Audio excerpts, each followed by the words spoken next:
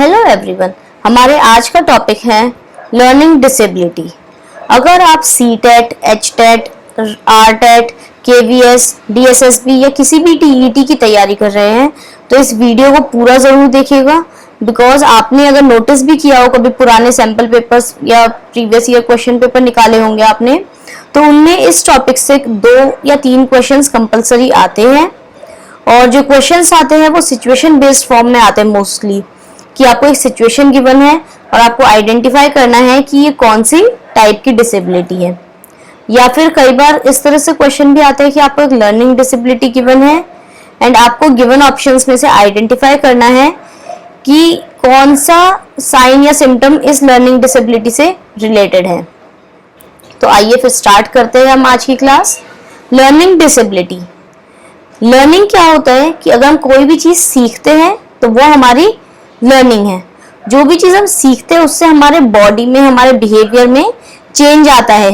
उस जो भी हमने नई चीज एक्सपीरियंस करी है, जो भी चीज हमने सीखी, तो जो चेंज होता है वो एक परमानेंट, हम उसे एक परमानेंट चेंज कहते हैं। क्योंकि वो चीज हमारे साथ, अगर हमने कोई चीज सीखी है तो वो हमारे साथ आजीवन रहती है। जब तक हम हैं तब तक वो चीज हमें याद रहेगी, अगर हमने कोई चीज ढंग से सीखी है तो। So learning is defined as any relatively permanent change in behavior or the behavioral potential produced by experience। जो भी हमने नई चीज एक्सपीरियंस करी, उससे जो भी हमने सीखा वो हमारे बिहेवियर में जो चेंज आया है, या जो भी चांसेस है कि नेक्स्ट टाइम अगर कुछ ऐसी सिचुएशन फिर से रिपीट होगी तो हमारा बिहेवियर किस तरह से होगा, प्री डिफाइंड है ये, तो उसे हम बोलते हैं learning. Now learning disability is a general term जो हम जनरली यूज कर लेते हैं। किसके लिए यूज करते हैं? एक ऐसे हेट्रोजीनियस ग्रुप के लिए जिनको कुछ डिसऑर्डर है या कुछ प्रॉब्लम है लर्न करने में, रीडिंग करने में, राइटिंग करने में, बोलने में, रीजनिंग करने में, या मैथ से रिलेटेड कोई भी एक्टिविटीज या मैथमेटिकल ऑपरेशंस को फॉलो करने में। ये हेट्रोजीनियस ग्रुप है क्योंकि ये अलग अलग टाइप की लर्निंग डिसेबिलिटीज है। अगर किसी को लर्निंग में प्रॉब्लम है वो एक अलग डिसेबिलिटी, किसी को रीडिंग में प्रॉब्लम है तो वो एक डिफरेंट टाइप की डिसेबिलिटी है, अगर किसी को राइटिंग में प्रॉब्लम है वो एक डिफरेंट डिसेबिलिटी। तो इन सब डिसेबिलिटीज का एक हेट्रोजीनियस ग्रुप है जिसके लिए हम एक टर्म यूज करते हैं लर्निंग डिसेबिलिटी। अब हमें पता कैसे चलेगा कि अगर हमारे आसपास कोई है और उसे लर्निंग डिसेबिलिटी है या नहीं है? तो सबसे इसके कुछ मेजर है जो कि कॉमन रहते हैं किसी भी टाइप की डिसेबिलिटी हो। ये कुछ कॉमन साइन और सिम्टम्स है, जैसे कि जिसको भी प्रॉब्लम है उसे लेटर्स या वर्ड्स वगैरह लिखने में प्रॉब्लम होगी। अगर आप उसको कुछ भी चीज रीड आउट करने के लिए देंगे, कोई एक पेपर दे दिया उसमें कुछ लिखा है उसे पढ़ने के लिए बोलेंगे तो पढ़ने में उसे प्रॉब्लम होगी। अगर वो 2-3 लोग आपस में बात करें तो उसे बात करने में प्रॉब्लम। कई बार क्या होता है कि उसको अटक अटक के बोलते हैं कुछ लोग, या कुछ बच्चे ऐसे होते हैं कि उन्हें सही शब्द नहीं मिल पाता, वो अटक जाते कि उन्हें आगे बोलना क्या है, वो बोलते बोलते रुक जाते हैं। जिन बच्चों को लर्निंग डिसेबिलिटी होती है उन्हें अटेंशन का भी डिसऑर्डर, दैट मीन्स कि उन्हें अटेंशन चाहिए होती है। अटेंशन वो दे नहीं पाते किसी भी चीज को। अगर आप इन बच्चों को किसी भी चीज पे ध्यान लगा के कुछ काम करने के लिए बोलेंगे तो वो प्रॉपर अटेंशन नहीं दे पाएंगे, उस चीज को अपना कॉन्सेंट्रेट होकर नहीं कर पाएंगे वो काम। और साथ ही साथ इनके जो मोटर कोऑर्डिनेशन भी बहुत वीक होता है। मोटर कोऑर्डिनेशन मतलब कि उनके जो बॉडी पार्ट्स है वो प्रॉपरली कोऑर्डिनेटेड वे में काम नहीं करते। जैसे कि अगर जो उनको कोई चीज कैच करनी है तो कैच करने में हमारी आईज का और हैंड का कोऑर्डिनेशन होना चाहिए। या फिर अगर हमें जंप करना है तो उसमें हमें कोऑर्डिनेशन की जरूरत है। या हमें कोई चीज थ्रो करनी है तो उसमें हमारे हैंड्स की, आर्म, फिंगर्स, हर बॉडी पार्ट, मतलब हमारे इन बॉडी पार्ट्स का बहुत इन्वॉल्वमेंट है। तो इनका आपस में कोऑर्डिनेशन भी बहुत पुअर होता है। और ऐसा देखा भी गया है कि जिन बच्चों को डिसलेक्सिया होता है, डिसलेक्सिया एक टाइप की लर्निंग डिसेबिलिटी जिसके बारे में हम आगे पढ़ने वाले हैं, तो जितने भी बच्चों को लर्निंग डिसेबिलिटी तो उनकी मोस्टली ज्यादातर बच्चों को डिसलेक्सिया होता ही है। इन बच्चों को जो है लेटर्स को कॉपी करने में प्रॉब्लम होती है। उनको जैसे डी और बी में कोई डिफरेंस नहीं समझ आता, पी और क्यू में कोई डिफरेंस नहीं आता, या फिर वर्ड्स को आगे से पढ़ना या पीछे से पढ़ना उन्हें एक जैसे लगते, जैसे वॉज और सॉ। WAS और इसी का उल्टा हो जाएगा SAW, तो उन्हें ये दोनों वर्ड्स एक जैसे लगेंगे। तो उन्हें जो रिटन में उसको कंफ्यूजन्स काफी रहते हैं जो सिमिलर लुकिंग ऑब्जेक्ट्स होते हैं। They fail to organize verbal material, मतलब अगर हम उन्हें कोई भी चीज बोल के समझाएंगे तो वो उसको अपने ढंग से उस चीज को रिसीव नहीं कर पाएंगे, उनका माइंड उस चीज को ऑर्गेनाइज नहीं कर पाएगा। अब अलग अलग एज ग्रुप में अलग अलग साइंस और सिम्टम्स हमें नजर में आते हैं। जैसे कि अभी हम बात कर रहे हैं प्री स्कूल की। प्री स्कूल कब होता है? जब बच्चा KG नर्सरी क्लास में होता है, जब वो 5 साल का बच्चा है, 5 या 5 साल से कम का, 5 या 6 साल अप्रोक्स। तो उन बच्चों को नए नए वर्ड्स को प्रोनाउंस करने का, नए ही नहीं मतलब इवन जो भी बहुत कॉमन वर्ड्स है उनको प्रोनाउंस करने में उन्हें बहुत प्रॉब्लम होती है। वो वर्ड ढूंढते रह जाते हैं, बोलते बोलते वो बीच में रुक जाते हैं, उन्हें सही शब्द मिलता नहीं है एकदम से, वो सोचते रह जाते हैं कि आगे उन्हें क्या बोलना है। दे हैव डिफिकल्टी राइमिंग, अगर हमें उन्हें कोई भी एक वर्ड दे उससे रिलेटेड, उससे राइमिंग वर्ड अगर हम उनसे बोले कि इससे रिलेटेड ढूंढो, तो वो राइमिंग वर्ड्स ढूंढने में उन्हें बहुत ही प्रॉब्लम होती है। उन्हें नए नए alphabets, numbers, colours, shapes, week के डेज या इन चीज़ों को सीक्वेंस में अरेंज करना, ये सारी चीज़ों में प्रॉब्लम होती है। जैसे अल्फ़ाबेट्स है, अल्फ़ाबेट्स भी वो रैंडमली आगे पीछे यूज़ कर लेंगे, या फिर जब अल्फ़ाबेट्स को लिखने की बात आएगी तो वो अल्फ़ाबेट्स में आपस में कंफ्यूज हो जाएंगे। नंबर्स का उन्हें सीक्वेंस नहीं समझ में आता कि 1 2 3 4 ये 1 by 1 सीक्वेंस में रहते हैं, इसमें प्रॉब्लम आती है। कलर्स वो ढंग से आइडेंटिफाई नहीं कर पाते, शेप्स आइडेंटिफिकेशन में प्रॉब्लम है। या डेज ऑफ वीक, इसको वो मंडे के बाद ट्यूसडे आता है, ट्यूसडे के बाद वेडनेसडे आता है, इसको इस सीक्वेंस को भी वो नहीं समझ पाते। उन्हें कोई भी अगर पैटर्न दिया जाए या कोई एक रूटीन दिया जाए तो उसे फॉलो नहीं कर पाते। जैसे अगर उन्हें बोला जाए कि आप जब स्कूल पहुंचते हैं, स्कूल पहुंच के आपको टीचर को ग्रीट करना है, देन अपनी सीट पर बैठना है, देन सो एंड सो अपनी बुक एंड कॉपी निकालनी है, तो वो इस पैटर्न को भी वो फॉलो नहीं कर पाएंगे। उनका डेली रूटीन जो होगा वो रूटीन भी डिस्टर्ब्ड रहेगा इसी वजह से। Difficulty controlling crayons, pencils and scissors और कलर्स विद इन लाइन्स, उनको ना कन्फाइंड एरिया में, कन्फाइंड बाउंड्रीज के साथ काम करने में प्रॉब्लम। अगर आप उन बच्चे को, अगर कलरिंग की बात है, वो लाइंस के अंदर अंदर कलरिंग करने को बोला जाए तो उन्हें बहुत प्रॉब्लम होती है। ये सिर्फ मतलब ड्राइंग और कलरिंग से रिलेटेड नहीं, अगर आप उनको कन्फाइंड एक स्पेस दिया जाए उनको, कि अगर आपने उन्हें एक रूम दिया है या एक स्पेस, उन्हें पर्टिकुलर एक स्पेस प्रोवाइड किया है, वो सिर्फ उस लिमिटेड स्पेस में रह के काम नहीं कर पाते, वो हर एक चीज फैल जाती है क्योंकि उनका ऑर्गेनाइजेशन नहीं है, उनकी हर एक चीज डिसऑर्गेनाइज्ड है। They have trouble with buttons, zippers, learning to tie shoes, button लगाने में उन्हें प्रॉब्लम होती है, उन्हें जिप लगाने में प्रॉब्लम होती है, शू लेसेस टाई करने में प्रॉब्लम होती है।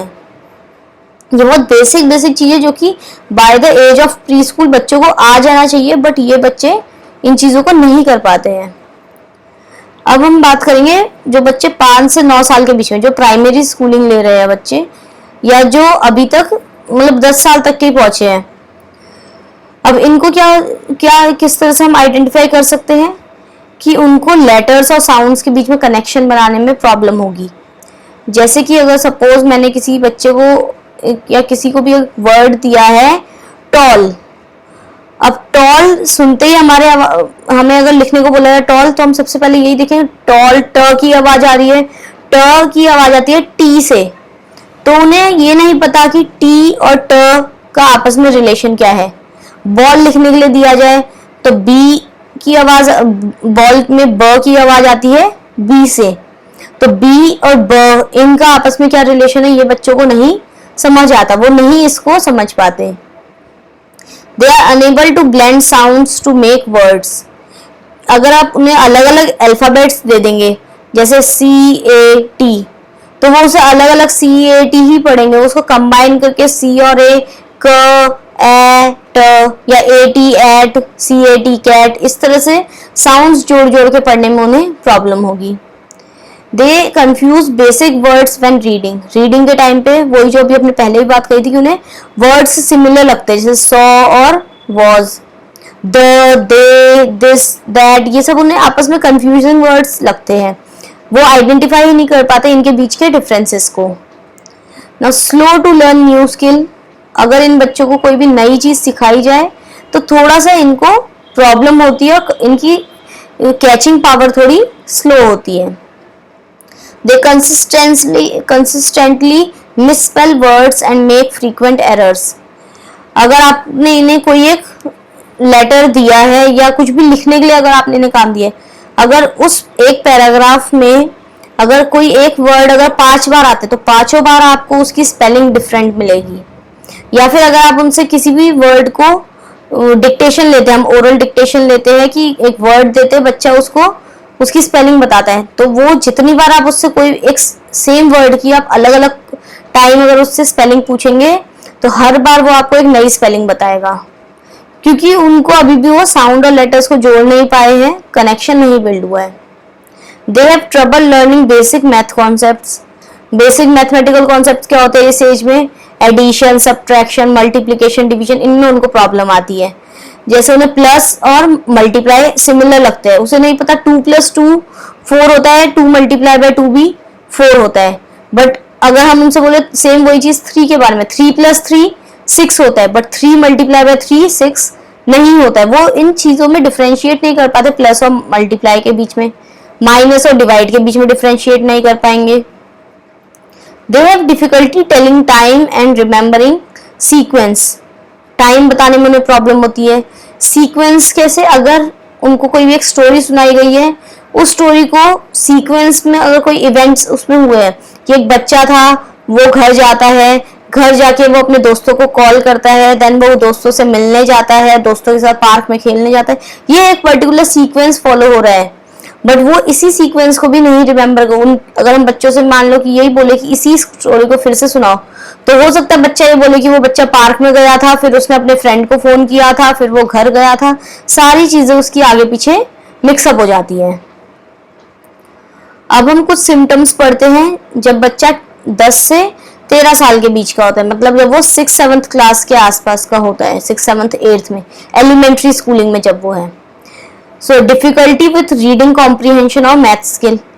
रीडिंग कॉम्प्रीहेंशन मतलब आपको एक टेक्स्ट दिया गया है, एक पैराग्राफ दिया है, अगर उसको पढ़ पढ़ के आपको उससे कुछ क्वेश्चन पूछे गए तो वो क्वेश्चंस के जवाब भी नहीं दे पाता, जो कि उसके सामने उस पैराग्राफ में सब कुछ लिखा हुआ है, सब कुछ गिवन है, वो भी वो पढ़ के आंसर नहीं बता पाता है।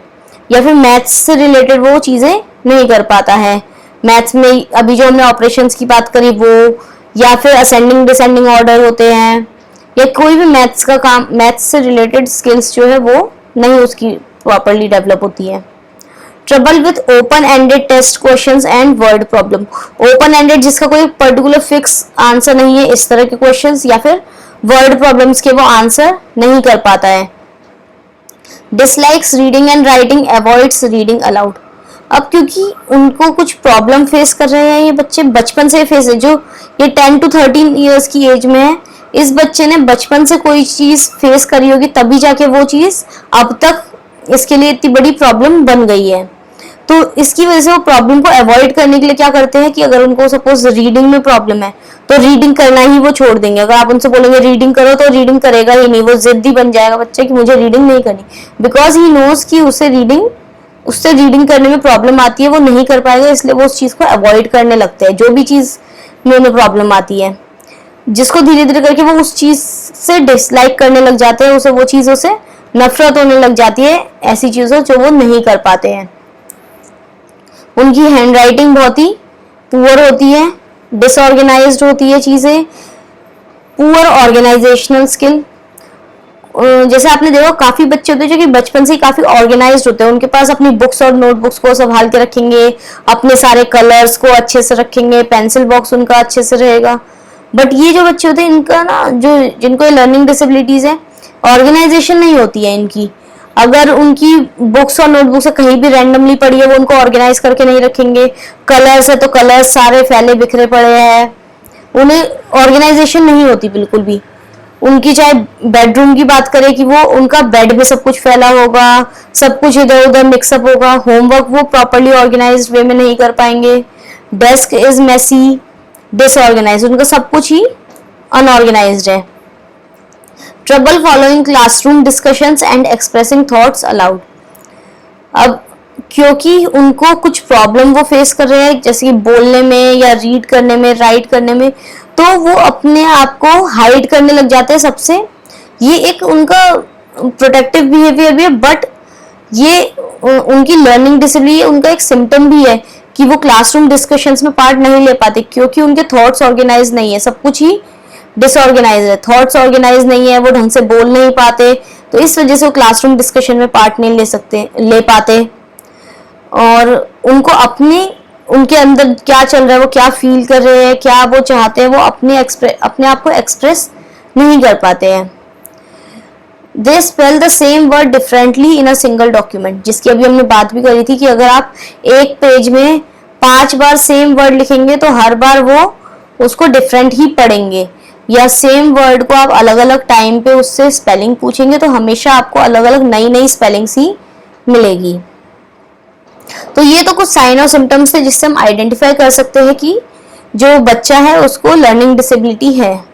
अब हम उसको कैटेगराइज करेंगे कि लर्निंग डिसेबिलिटी है, ये तो पता चल गया, अब कौन से टाइप की लर्निंग डिसेबिलिटी है वो पता करेंगे अब हमारी मेजर ये 6 टाइप्स की लर्निंग डिसेबिलिटीज हैं: dyscalculia, dysgraphia, dyslexia, oral written language disorder, dyspraxia and dysphagia.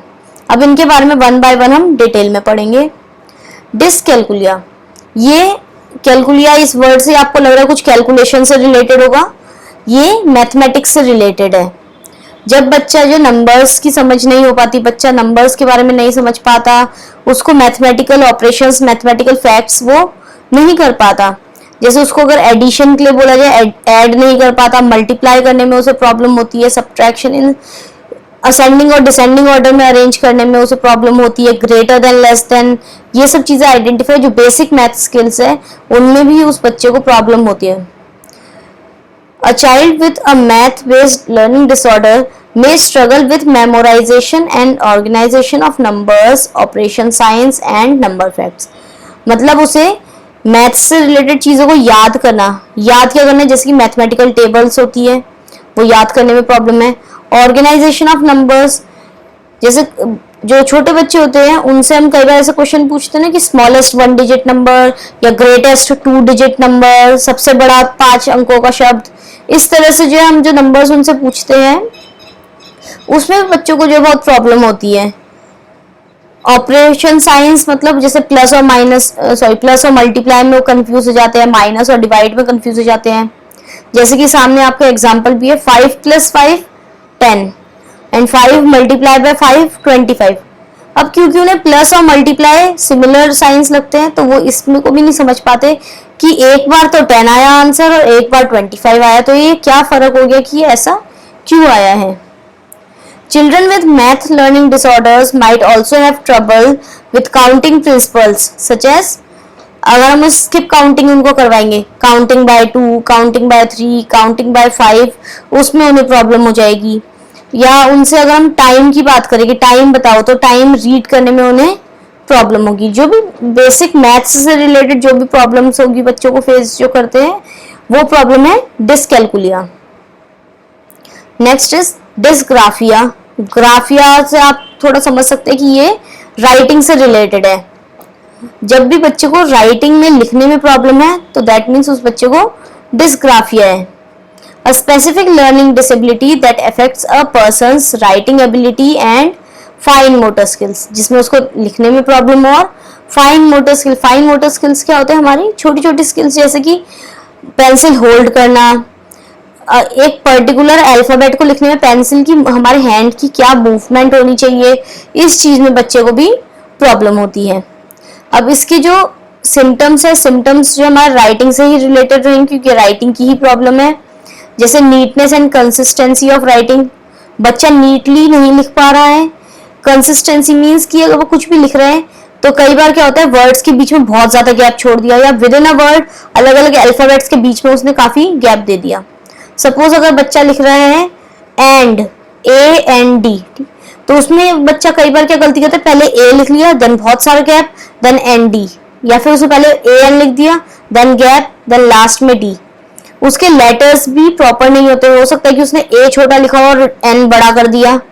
बड़ा हम कैपिटल और स्मॉल लेटर की बात नहीं कर रहे, हम बड़ा इन द सेंस उसका फॉन्ट साइज, उसकी साइज बड़ा कर दिया, ए छोटा सा लिखा है, एन को बहुत बड़ा लिख दिया, तो कंसिस्टेंसी नहीं है। Second is accurately कॉपिंग letters and words. अगर आपने उसे कुछ भी कंटेंट दिया है, आपको वो बच्चा उसी को कॉपी करके अगर लिखने को बोला जाए तो वो भी कॉपी नहीं कर पाएगा, उसको भी वो ढंग से कॉपी करके भी नहीं लिख पाएगा। स्पेलिंग कंसिस्टेंसी, स्पेलिंग्स में बहुत मिस्टेक करेगा बच्चा। राइटिंग ऑर्गेनाइजेशन एंड कोहेरेंस, ये राइटिंग ऑर्गेनाइजेशन भी वही है जो अभी हमने बात करी कि बच्चे की राइटिंग ऑर्गेनाइज नहीं है, लिखते लिखते कहीं भी बीच में कैपिटल लेटर्स आ जाएंगे, कहीं पे भी वर्ड्स को बड़ा कर देगा, या जो चीज हम सिंगल लाइन में लिखते हैं बच्चा 2 या 3 लाइंस में बड़ा बड़ा लिखता है, क्योंकि बच्चे को राइटिंग में प्रॉब्लम होती है। जो भी प्रॉब्लम बच्चे को राइटिंग से रिलेटेड है that is dysgraphia. Next is dyslexia. Dyslexia क्या होता है कि जब हम लैंग्वेज या फिर रीडिंग से रिलेटेड, अगर हमें कोई लैंग्वेज से रिलेटेड मोस्टली अगर कोई प्रॉब्लम है तो that is dyslexia. A specific learning disability that affects reading and related language based processing skill. अगर बच्चे को रीडिंग करने में प्रॉब्लम है, बच्चे को बोलने में प्रॉब्लम है, बच्चे को पढ़ने में प्रॉब्लम है, या फिर लिखने में प्रॉब्लम है, तो अगर बच्चा इन चीजों में कोई भी प्रॉब्लम फेस करता है, वो ढंग से चीजें नहीं कर पा रहा है, तो वो हमारी डिसलेक्सिया है।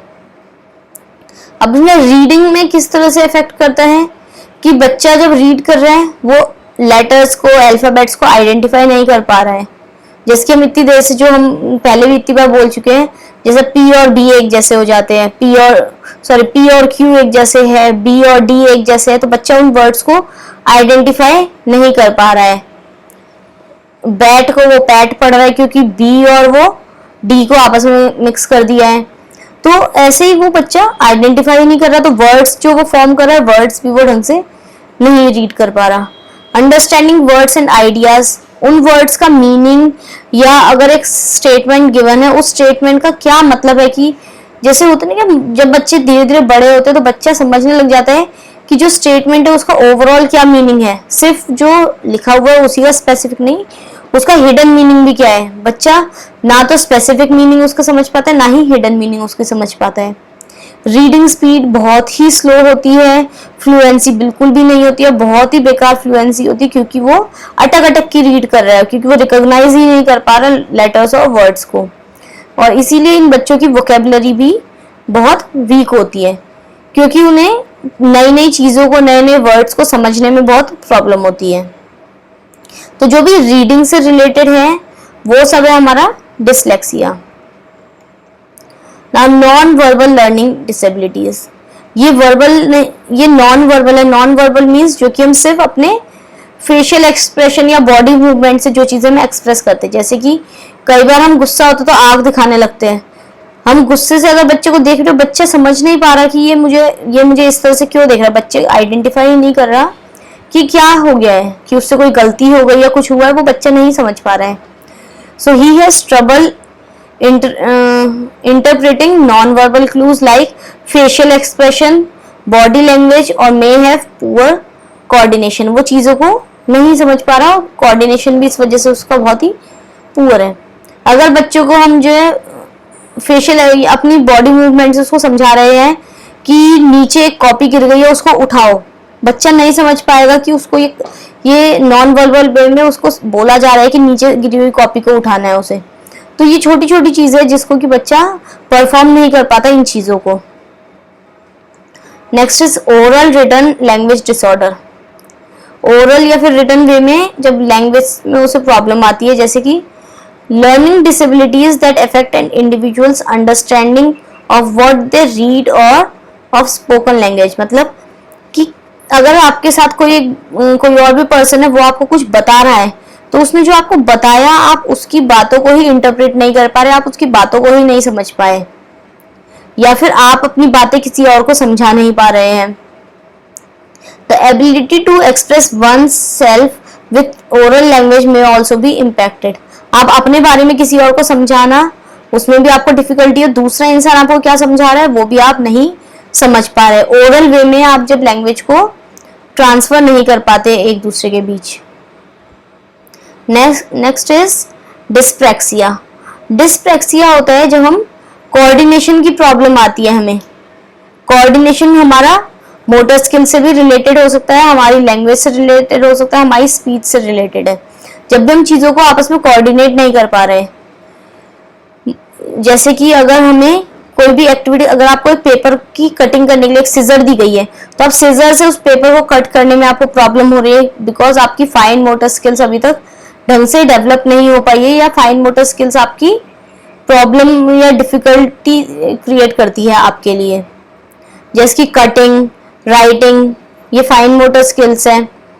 या फिर ग्रॉस मोटर स्किल्स में भी इफेक्ट आती है, जैसे कि आप रनिंग करने में आपको प्रॉब्लम आती है, जंपिंग करने में प्रॉब्लम आती है, क्योंकि आप कोऑर्डिनेट नहीं कर पाए। जैसे रन करते हैं, रन करते टाइम आपके हैंड और लेग्स दोनों की मूवमेंट कैसी होनी चाहिए, या फिर आपके दोनों लेग्स का आपस में कोऑर्डिनेशन की, पहले आपने लेफ्ट लेग रखा, then right leg, then again left, then again right, तो ये दोनों राइट और लेफ्ट दोनों पैरों की आपस में ही कोऑर्डिनेशन नहीं हो पाता है।